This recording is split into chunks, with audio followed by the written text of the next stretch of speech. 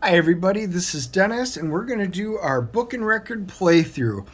This is from 1982. It's Star Trek II The Wrath of Khan. 24-page read along. Buena Vista is the one that put it out. This is number 462. So, why don't we go ahead and get started and let us go through the playthrough. This is the story of The Wrath of Khan. You can read along with me in your book. You will know it is time to turn the page when you hear the communicator beep like this. Let's begin now. Space, the final frontier. These are the continuing voyages of the Starship Enterprise. A new crew was being trained on the Enterprise. The ship's new captain, Mr. Spock, asked Admiral James Kirk to observe the crew's first training flight. He greeted his old friend when he came aboard. How are you feeling, Admiral? Useless, Spock. I feel old and useless. I shouldn't be working behind a desk on Earth. I should be out here in space. Meanwhile, light years away, Commander Chekhov searched for a test site for an important scientific experiment codenamed Genesis. He and Captain Terrell of the Starship Reliant beamed down to investigate a lifeless desert planet. Chekhov saw something through the wind-blown sand. A ruined spaceship! What is it doing here?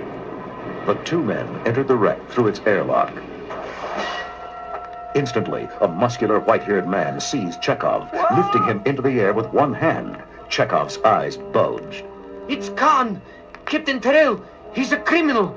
He once tried to steal the Enterprise! Khan smiled chillingly. Yes. And as punishment, Captain James T. Kirk marooned me and my people here 15 years ago. I've stayed alive all this time for one reason. I mean to avenge myself upon him. Khan lowered Chekhov. Why have you come to this planet? I'll never tell you. You'll tell me anything I want to know. Khan carefully removed two tiny, wiggling creatures from a sealed container. These are Seti eels. When I put them in your ear, they will allow me to control your mind. Chekhov and Terrell shivered as Khan approached them with the squirming eels. Once Khan had control over their minds, he forced Terrell to give him command of the Reliant. Then he made Chekhov radio Dr. Carol Marcus, the scientist in charge of the Genesis project. The planet has checked out, and we have new orders. We're coming to pick up the Genesis device for immediate testing. That can't be, Commander. Who gave the orders? Khan made Chekhov answer. Admiral James T. Kirk. Admiral Kirk inspected the Enterprise before she took off on her training flight. He smiled at the chief engineer. Is everything shipshape, Mr. Scott? Scotty patted the powerful engines lovingly. Aye, Admiral. She'll take anything you can throw at her, even trainees. Suddenly, the intercom blared. Urgent message for Admiral Kirk. Kirk dashed to his quarters and flicked on the view screen. It was Dr. Marcus. The message faded in and out, as if it were being jammed. Jim, did you order the Reliant to take Genesis away from us? Then the picture went dead. Kirk called Sulu on the bridge. There's something wrong at the Genesis lab. Plot a course for Regular 1. As the starship leaped into warp drive, Kirk went to Captain Spock's quarters. Spock, there's trouble. Regulations require me to take command of the ship. I'm sorry, I know she's yours now, but... Spock raised an eyebrow. Don't apologize, old friend. Logically, the needs of the many outweigh the needs of the few. Besides, I have no feelings to hurt. As they neared Regular 1, Spock reported. The Reliant is closing on us, Admiral. She won't respond to our communications. Suddenly, the Reliant's phasers blasted into the Enterprise's engine room.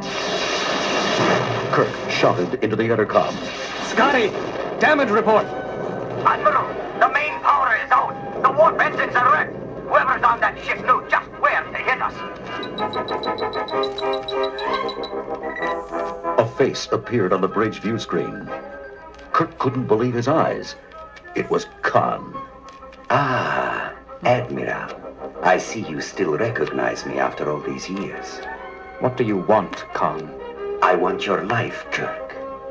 However, I'll spare your crew if your computer transmits all your data on the Genesis project. Agreed. Kirk turned away from the screen with a secret smile. Spock whispered to Kirk. Admiral, you can't give him Genesis. I won't, Spock. I'll use our computer to lower his shield so we can fire back. Rapidly, Kirk programmed the computer, then turned to face Khan. Get ready to receive our transmission. The computer sent out its signal, and Reliant shields dropped. Fire phasers, Mr. Sulu. The blast exploded into Reliant.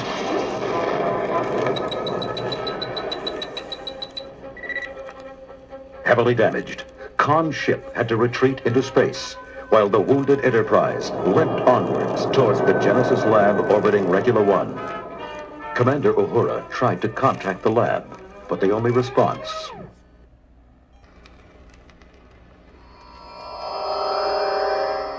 Once aboard the empty station, the landing party found Tyrell and Chekhov. Admiral, Khan controlled our minds, used us to trick you. But he didn't get the Genesis device. It was gone when he arrived. Kirk examined the lab's transporter. The controls are set for regular. I think Dr. Marcus took the Genesis device down there. Stepping into the transporter, they beamed down to the tiny planet. The group materialized in a cave deep inside Regula.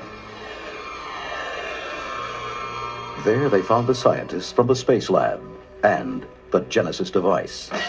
Instantly, Tyrell and Chekhov drew their phasers. Khan's voice crackled from their communicators. You lose, Admiral. These men are still my puppets. I'm taking Genesis. But first, I'm going to have Mr. Chekhov kill you. But Chekhov desperately fought Khan's control. He threw down his phaser and fell unconscious. Dr. McCoy examined him and found the SETI eel in his ear. With a shudder, he destroyed it. Khan's transporters snatched the Genesis device. Kirk grabbed his communicator. Khan, you missed again. I'm still alive. Khan growled back. Buried alive, Admiral. I'm going to destroy your ship. No one will ever find you. McCoy threw up his hands. Would someone please explain to me what the Genesis device is? Dr. Marcus led them all into a tremendous cavern full of trees and flowers. Genesis created this in a day. It turns dead rock into life forms. It could do the same to a planet, but everything already living on the planet would die. It would make a horrifying weapon. Kirk's communicator chirped. Spock here, Admiral. The Reliant is approaching. We're going to beam you up. Moments later, Kirk was on board. Spock, what's our situation? We have partial power, but Khan can still outrun us and outshoot us. I see one chance. If we fly into the Mutara Nebula, Khan's shields and sensors won't work. With the Reliant chasing close behind, the Enterprise headed into the nebula. The vast clouds of gas and dust blinded the two captains as they hunted each other. Suddenly, Kirk's view screen cleared. Reliant's coming straight at us. Evasive starboard. The ships exchanged tremendous phaser blasts. The Enterprise was hit. Fire photon torpedoes. The torpedo shot away and blasted into the Reliant, nearly ripping her apart. The Reliant hung dead in space, a battered hulk. Kirk had Uhura open the communications channel. Khan, surrender and prepare to be boarded. Khan, badly injured, crawled to the Genesis device. No, Kirk. The game's not over. To the last, I will grapple with thee. With his last strength, he armed the deadly machine.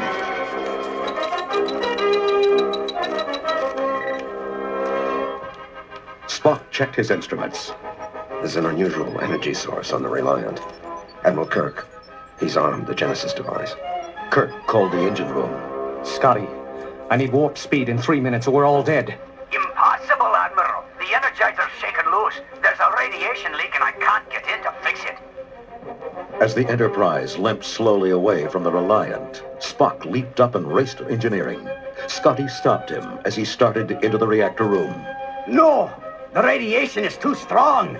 It will kill anyone who goes in there. Pushing Scotty aside, Spock rushed into the deadly room and began the necessary repairs. Kirk couldn't take his eyes away from the burning Reliant. We aren't going to make it.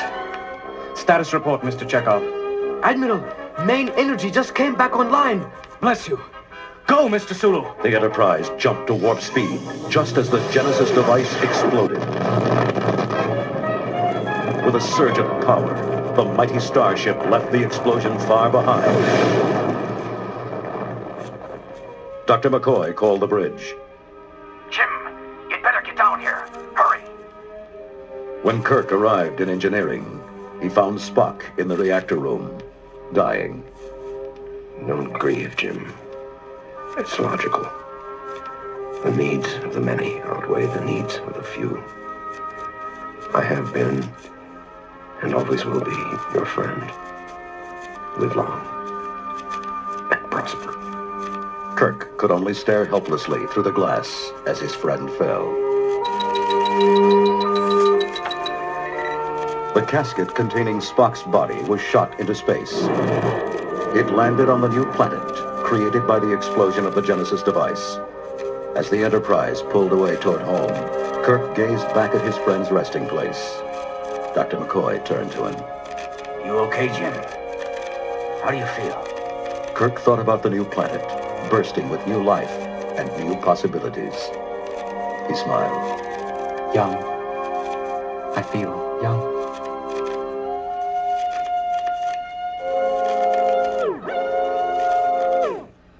And that's it, everybody.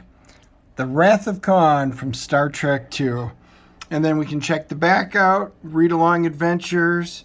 Yeah, this one, instead of a 45, these were actually LP, so these were actually in the 33 modes. So anyway, you get to see the pictures, hear the record, read the book. Great stuff from when I was a kid. Love these. So as I continue to get these, I will, because I keep looking for them. I do find a bunch of these book and records, but a lot of times the records are not very playable. And so anyway, I'll try and pick them up when I can and find all the ones that are playable. So I hope you guys enjoyed it. Smash that like and subscribe button. Leave your comments down below. Did you guys like it? I'm a huge Star Trek II fan. One of my favorite all-time Star Trek movies.